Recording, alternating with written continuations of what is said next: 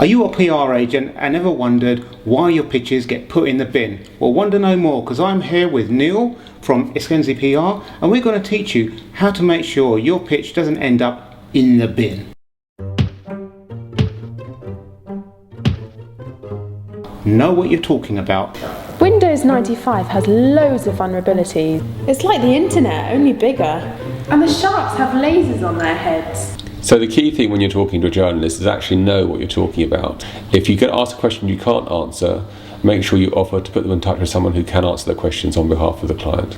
I'll put you in touch with the CTO. He'll be able to help you. Don't stalk. So did you speak to that journalist this morning?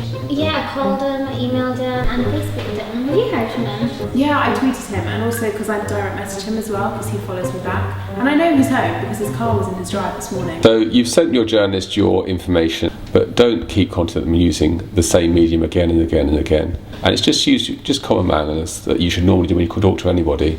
The same applies when you're in PR. So make sure they've got time to talk to you, have their information available, and be very succinct.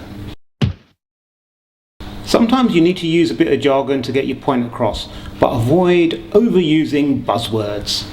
Yeah, it's got APTs, AETs, DDoS attacks, BYOD, and it's got some LMNOP, and cyber APTs and IDDs and PSPs. I said APTs. If you're talking to a journalist who's more general, they won't have a clue what an APT is. So try and explain things in words that people understand. If you need to get technical, then you can, but just gauge the level of knowledge a journalist has and use appropriate language with them. Be relevant. Don't send me stuff I'm not interested in, like... And check out these windows, look how shiny they are. It's because we just signed a new contract with a new window cleaning company. Amazing. This is very important, so make sure you tailor your news and understand what the journalist pitches or the analyst pitches. No one wants to be given information that's not relevant to them. This works in your own life. You don't want to listen to someone who's talking about something you're not interested in. That's boring, and everyone hates a bore. And don't get drunk on the power of an embargo. So yeah, there's this cool new thing that we're releasing next week.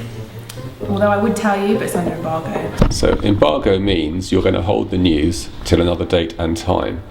So if you're going to tell someone you have an embargo, you have to trust them and give them the information that's relevant so they can write the story up. They'll often want to do a bit of background research so they can write a better story on your client or on your company.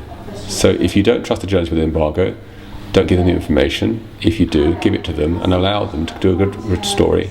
So just to recap, know what you're talking about. Don't stalk, don't overuse buzzwords, make it relevant, and don't abuse the embargo power. If you follow these steps that Javad's very kindly brought to your attention, you'll get your clients or your company into the media in the right way, and you'll get good stories written about you.